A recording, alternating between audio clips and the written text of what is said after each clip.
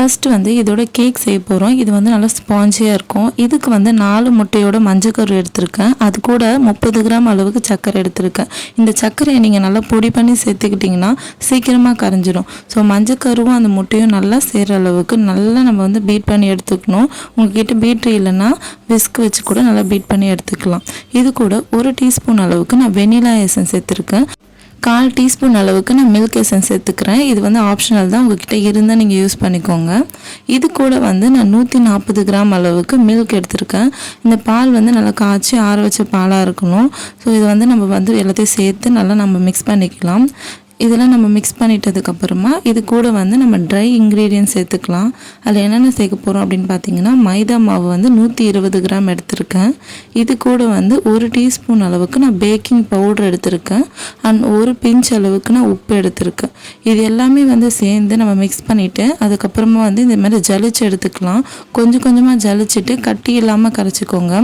இதுக்கு வந்து cut and fold மெத்தடில் தான் கரைக்கணும் அப்படின்னு கிடையாது. ஏன்னா வந்து இது மஞ்சக்கரு மட்டும் நம்ம தனியாக பண்ணுறதுனால நீங்கள் நார்மலாகவே எப்படியோ மிக்ஸ் பண்ணி எடுத்துக்கோங்க. ஆனால் வந்து கட்டி இல்லாமல் நல்லா மிக்ஸ் பண்ணிக்கணும். இந்த பேக்கிங் பவுடர் சால்ட்லாம் வந்து அங்கங்கே நின்றுடும்.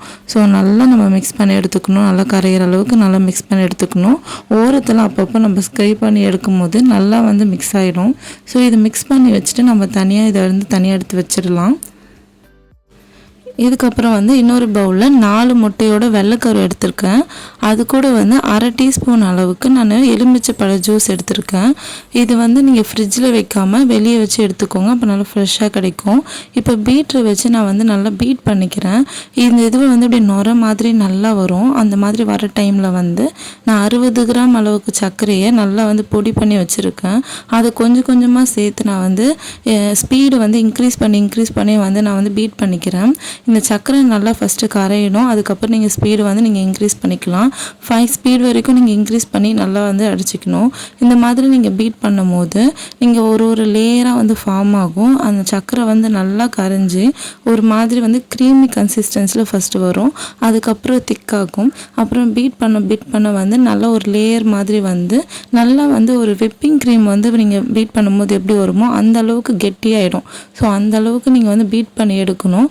அண்ட் வந்து அந்த பவுலை வந்து நீங்கள் திருப்பி வச்சாலுமே கூட அது கொட்டாத அளவுக்கு இருக்கணும். இங்கே பாருங்கள், அந்த ஸ்பேச்சுலா எடுத்து நான் போடுறேன், அது கொட்டவே இல்லை. அந்த அளவுக்கு நீங்கள் வந்து பீட் பண்ணி எடுத்துக்கிட்டாதான் கேக் நல்லா ஃப்ளஃபியாக வரும். கண்டிப்பாக இதுக்கு பீட்ரு தேவைப்படும். நெக்ஸ்ட் அந்த எல்லோ கருவில் பண்ணல, ஸோ அதை வந்து நல்லா நான் மிக்ஸ் பண்ணி எடுத்துக்கிறேன். இதுக்கப்புறமா வந்து அந்த ஒயிட்டை வந்து கொஞ்சம் கொஞ்சமாக சேர்த்து ரொம்ப பொறுமையாக பண்ணணும். நீங்கள் ஸ்லோவாக பண்ணிங்கன்னா தான் அந்த இது வந்து பபிள்ஸ்லாம் வந்து உடையாமல் இருக்கும். ஸோ வந்து நீங்கள் பொறுமையாக கட் அண்ட் ஃபோல்ட் மெத்தடில் இங்கே பண்ணுங்கள். நீங்கள் டைம் எடுத்து பண்ணுங்கள். ஸோ இந்த மாதிரி பண்ணும்போது அந்த ஒயிட் கலர் வந்து டிஸப்பியர் ஆகி எல்லோ கலர் மட்டும் தெரியணும். ஆனால் வந்து நீங்கள் ரொம்ப வந்து அதை பீட் பண்ணி எடுத்துட்டிங்கன்னா அப்படியே வந்து தண்ணி மாதிரி ஆகிடும். நல்லா நுர வந்து இருக்கணும், அந்த ஒரு மாதிரி பஞ்சு போல் இருக்கணும் அந்த மாவு.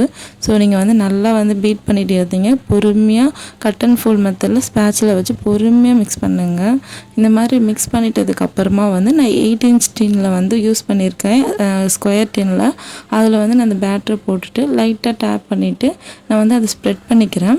அப்புறம் வந்து ஏர் பபிள்ஸ் இல்லாமல் இருக்கிற மாதிரி ஒரு ஸ்கியூவர் வச்சு நான் அங்கங்கே வந்து நல்லா வந்து அந்த ஏர் பபிள்ஸை ரிலீஸ் பண்ணிடுறேன். இந்த மாதிரி பண்ணும்போது நமக்கு அங்கங்கே மேடு பள்ளமாக வந்து கேக் ஆகாது, அப்புறம் வந்து வெடிக்காது கேக்கு. ஸோ இந்த மாதிரி நான் பண்ணிவிட்டு இதை வந்து 180 டிகிரியில் 10 நிமிஷம் ஓடிஜியை ப்ரீஹீட் பண்ணி வச்சுருக்கேன். ஸோ அதில் மறுபடியும் 180 டிகிரிலேயே டாப் அண்ட் ராட் ஆன் பண்ணிவிட்டு அதில் 25 மினிட்ஸ் வச்சேன்.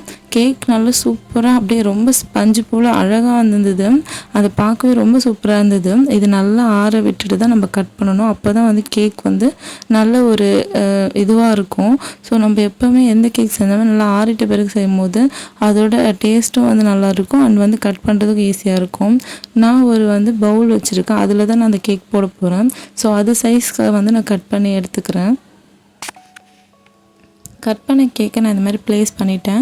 இதுக்கப்புறம் வந்து ஒரு ஃபோர்க்கை வச்சு இதில் வந்து நான் குட்டி குட்டியாக வந்து ஹோல்ஸ் போட்டு எடுத்துக்கிறேன்.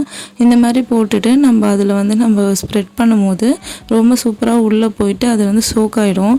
அது உள்ளே ஊறிட்டு நல்லா டேஸ்ட்டாக இருக்கும். அதில் ஊற வைக்கிறதுக்காக நான் வந்து 80 கிராம் அளவுக்கு பாலும் 80 கிராம் அளவுக்கு விப்பிங் க்ரீமும் அண்ட் வந்து 90 கிராம் அளவுக்கு கண்டென்ஸ் மில்க்கும் வந்து நான் சேர்த்து மிக்ஸ் பண்ணிக்கிறேன்.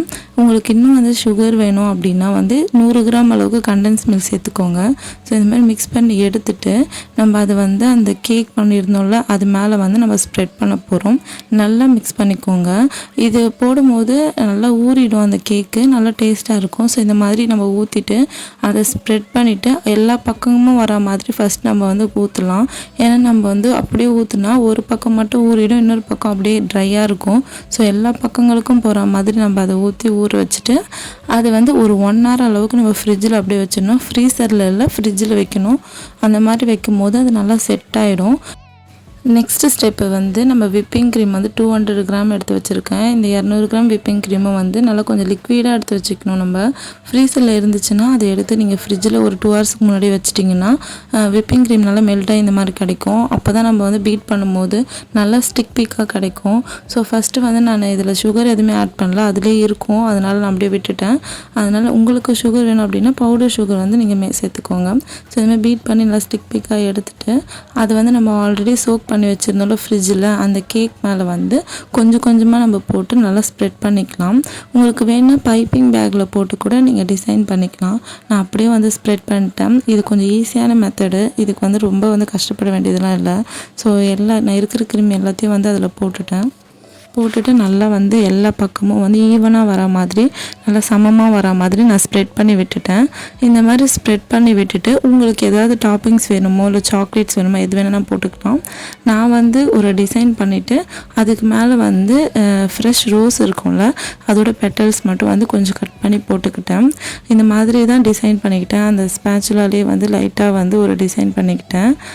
இந்த மாதிரி டிசைன் பண்ணிவிட்டு அது மேலே அது போடும்போது ரொம்ப சூப்பராக வந்தது. இந்த கேக் வந்து ரொம்பவே அருமையாக இருக்கும். இந்த ட்ரெஸ்லெஸ் கேக் வந்து நீங்கள் ட்ரை பண்ணிங்க அப்படின்னா கண்டிப்பாக எனக்கு கமெண்ட் பண்ணுங்கள். நீங்கள் பண்ணும்போது உங்களுக்கு எப்படி வந்தது ரிசல்ட்டு அண்ட் டேஸ்ட் எப்படி இருந்தது கமெண்ட் பண்ணுங்கள். ரொம்பவே சூப்பராக இருக்கும் இந்த கேக்கு. நல்லா அப்படி வச்சோடனே வாயில் வச்சோடனே கரைஞ்சிரும், அந்தளவுக்கு இருக்கும். பட் இதை கட் பண்ணுறது வந்து எங்கள் அம்மா பர்த்டேக்காக நான் இது பண்ணதுனால நான் இதை வந்து எடுத்து உங்ககிட்ட காட்டலை. ஸோ அவங்க கட் பண்ணும்போது சூப்பராக இருந்தது. இந்த கேக் வந்து நீங்கள் பண்ணிவிட்டு எப்படி இருக்குன்னு எனக்கு சொல்லுங்கள். ரொம்ப ஈஸி அண்ட் சிம்பிள் மெத்தட் தான். நிறைய இன்க்ரீடியன்ஸ்லாம் இல்லை. உங்களுக்கு பார்க்கும்போது நிறைய ப்ரொசீஜர் மாதிரி தெரியும். நீங்கள் பண்ணிங்கன்னா ரொம்பவே சூப்பராக ஈஸியாக இருக்கும். ஸோ இதை யாரெல்லாம் ட்ரை பண்ணியிருக்கீங்களோ கண்டிப்பாக கமெண்ட்ஸில் சொல்லுங்கள். இந்த வீடியோ உங்களுக்கு பிடிச்சிருந்தா லைக் பண்ணுங்கள். தேங்க்யூ ஃபார் வாட்சிங்.